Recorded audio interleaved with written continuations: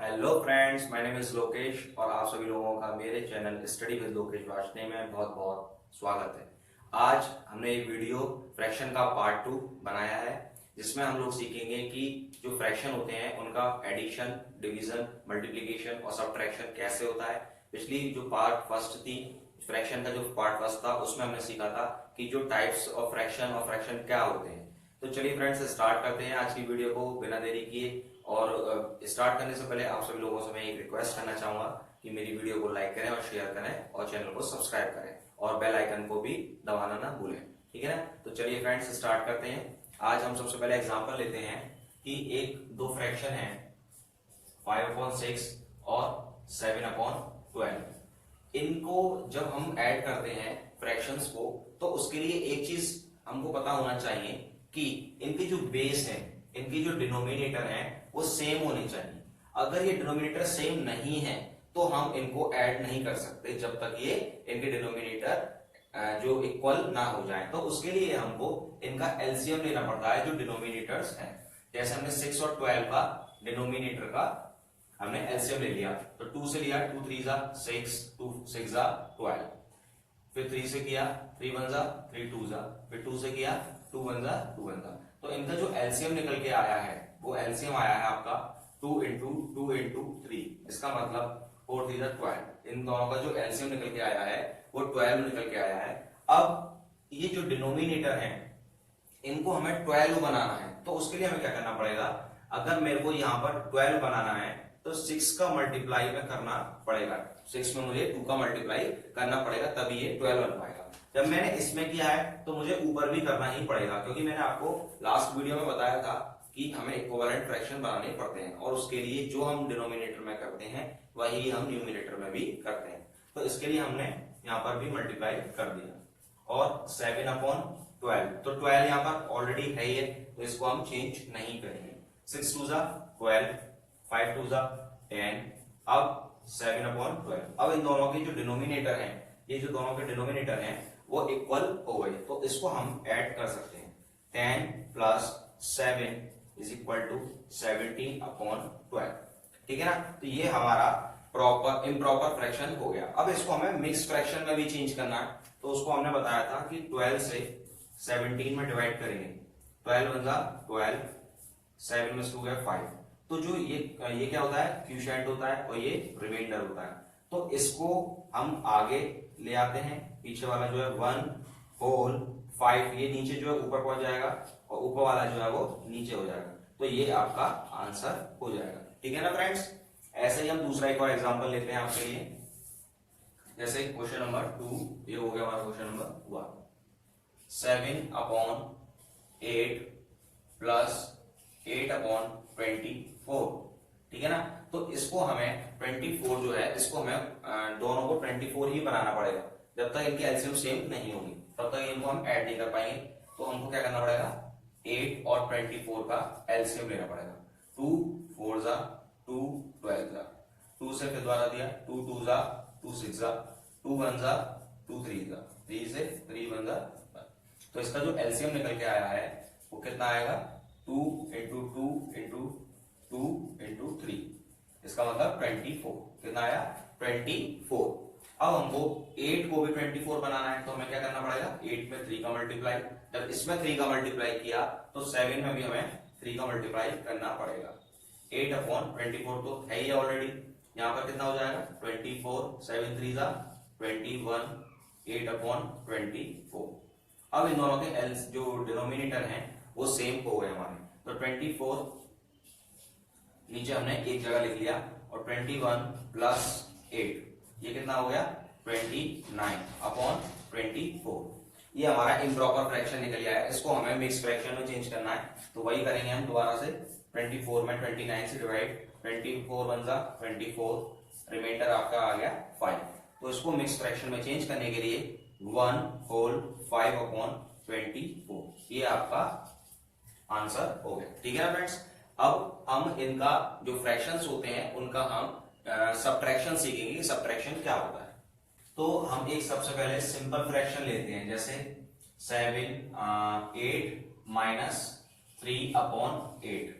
अब इसमें जो डिनोमिनेटर है वो दोनों इक्वल हैं, जो दोनों के डिनोमिनेटर हैं वो सेम हैं, तो हम इसको सिंपली जो डिनोमिनेटर है उनको एक जगह लिखकर और 7 माइनस 3 कर देंगे, मतलब 7 में से 3 माइनस किया तो 4/8। अब इसको हम रिड्यूस भी कर सकते हैं, 4 1 जा 4, 4 2 जा 8, तो इसका आंसर जो है वो 1/2 आ गया, ठीक है ना। अब दूसरा एग्जांपल जो है, एग्जांपल सेकंड जो है, उसमें इसमें तो दोनों डिनोमिनेटर सेम थे, लेकिन अब हम एक एग्जांपल लेते हैं जिसमें इनके जो डिनोमिनेटर थे वो सेम नहीं है, ठीक है ना। जैसे इसमें 16 और 24 दोनों अलग अलग डिनोमिनेटर हैं, तो इनको हमें सेम करना पड़ेगा, उसके लिए हमको इन दोनों का एलसीएम लेना पड़ेगा। जैसे 16 और 24 का हमने एलसीएम लिया तो 8 से ले लेते हैं डायरेक्ट, तो 8 2 जा 16, 8 3 जा 24, फिर 2 से किया 2 1 जा 2, 3 का 3 सेम, फिर 3 से किया 1 का 1 और 3 1 जा 3, तो इनका जो एलसीएम आया है वो आया है आपका 8 into 2 into 3, इसका मतलब 8 2 जा 16, 3 जा 48, तो इनका जो दोनों का एलसीएम आया है वो 48 आया है। अब इन दोनों को हमें 48 बनाना है, तो उसके लिए हमें क्या करना पड़ेगा, जैसे 16 है, 16 में 48 बनाने के लिए हमें 3 में मल्टीप्लाई करना पड़ेगा, और जब इसमें किया है तो ऊपर भी करना पड़ेगा, तो 7 3 जा, ठीक है।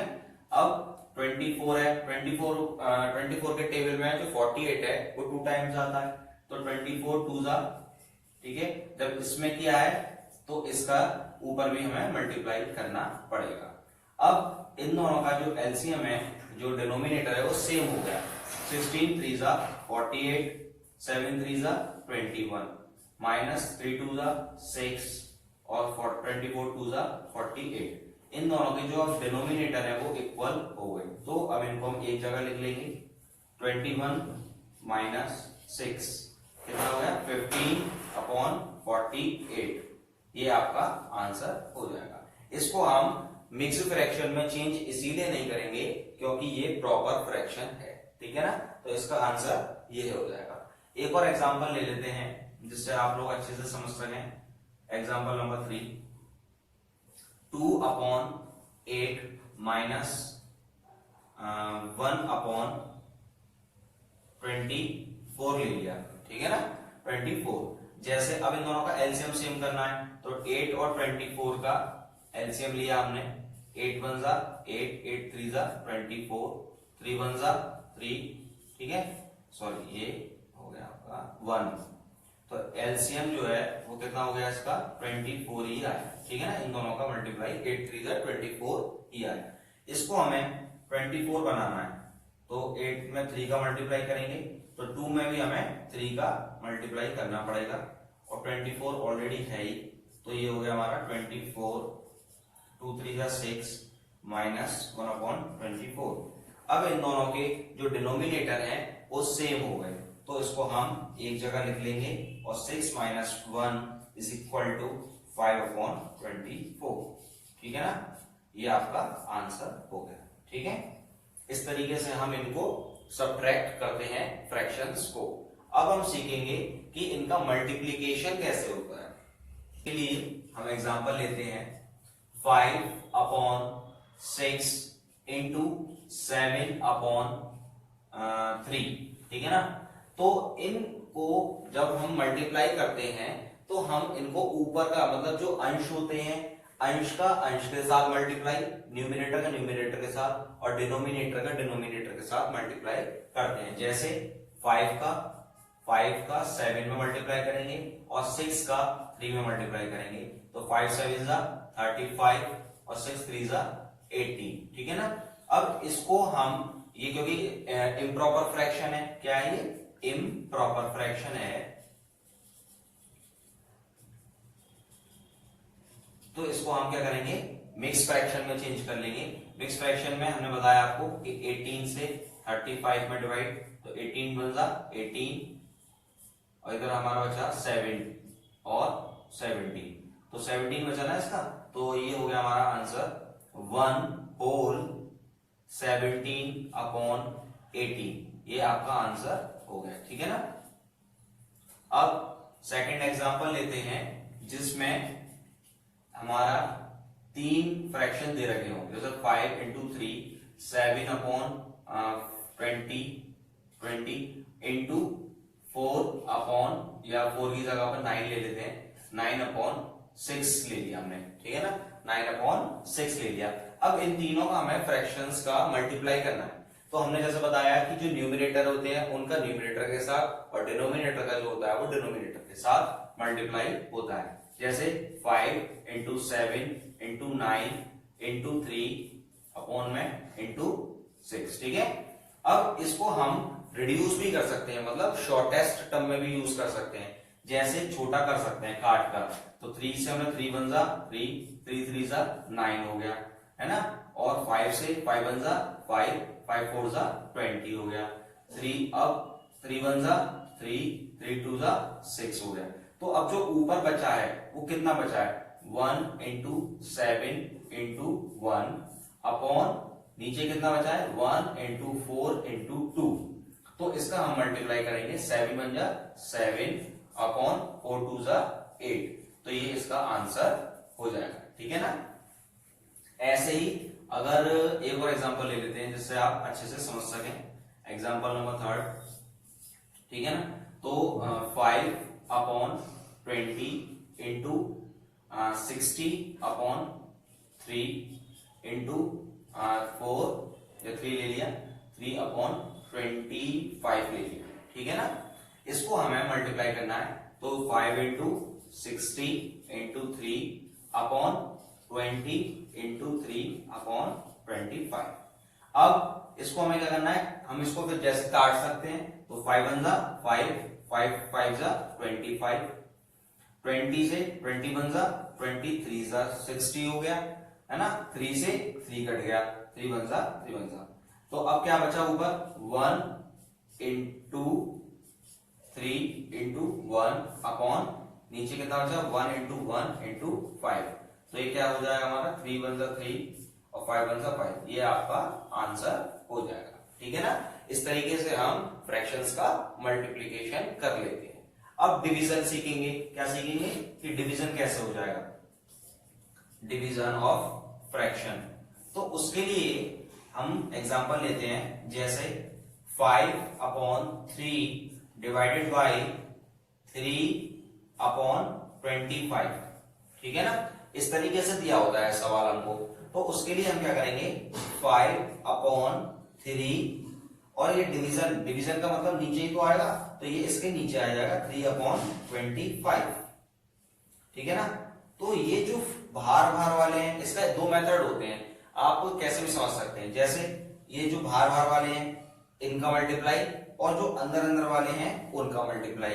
तो ये जो बन के आएगा वो इस तरीके से आएगा, 5 इंटू 25 अपॉन 3 इंटू 3, ठीक है ना। तो ये क्या हो जाएगा, 25 5 जा 125 और 3 3 जा 9। ये हमारा इम्प्रॉपर फ्रैक्शन आ गया। इसको हम क्या कर सकते हैं, मिक्स फ्रैक्शन में चेंज कर सकते हैं। तो 9 से हम डिवाइड करेंगे 125 में, ठीक है ना। तो 9 वन जा 9, 3 रिमाइंडर, 9 3 जा 27, 5 में से 15 में से हमने 8 बचा हमारे पास, ठीक है। तो इसका जो मिक्स फ्रैक्शन बनेगा वो ये तो हो गया क्यूशेंट और ये होगा रिमाइंडर। क्यूशेंट कितना रहा जाता है आगे होल में, ये जो है वो ऊपर हो जाएगा और ये जो है वो नीचे आ जाएगा। तो ये आपका आंसर हो जाएगा, ठीक है ना। और इसको जो फर्स्ट मेथड है वो तो ये हो गया। सेकंड मेथड इसका इस तरीके से भी कह सकते हैं कि जैसे 5 अपॉन 3 डिवाइडेड बाई 3 अपॉन 25 दे रखा है, ठीक है ना। तो जो पीछे वाला होता है, ये जो पीछे वाला फ्रैक्शन है, इसको हम क्या करेंगे, उल्टा कर देंगे। उसको हम बोलते हैं रेसिप्रोकल मेथड। जैसे 5 अपॉन 3 तो है ही है सेम, अब ये जो डिवाइड है, डिवाइड का साइन चेंज होकर मल्टीप्लाई में हो जाएगा, और जो पीछे वाला फ्रैक्शन है वो उल्टा हो जाएगा, मतलब 25 अपॉन 3 हो जाएगा। तो ये डायरेक्ट वही फॉर्म आ गई, ठीक है ना।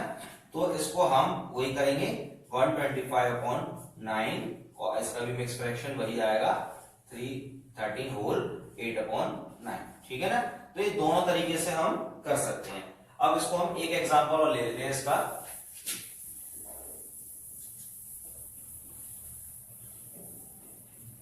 एक एग्जांपल और समझते हैं। एग्जांपल जैसे 2/9 डिवाइडेड बाई 6/4 ले लिया हमने, ठीक है ना। तो उसके लिए जैसे इसको हम कैसे लिखेंगे, 2/9 डिवाइडेड बाई 6/4, ठीक है। तो इसको या तो ऐसे कर लो बाहर बाहर वाले और अंदर अंदर वालों को मल्टीप्लाई कर लो, या फिर इसका डायरेक्ट जैसे 2/9 दे रखा है, ठीक है ना। तो ये जो डिवाइड है इसको चेंज करके और इसका जो उल्टा कर देंगे, मतलब 6/4 दे रखा है उसको हम 4/6 कर लेंगे, 4/6। और इसको हम काट भी सकते हैं, 2 2 जा 4, 2 3 जा 6, है ना। तो अब कितना बचा, 2 2 जा 4 और 9 3 जा 27। ये आपका आंसर हो गया, ठीक है ना। तो इस तरीके से हम फ्रैक्शंस का डिवीजन कर सकते हैं, मतलब डिवाइड लगा सकते हैं, ठीक है ना। तो आज की जो वीडियो थी वो यहीं तक थी, है ना।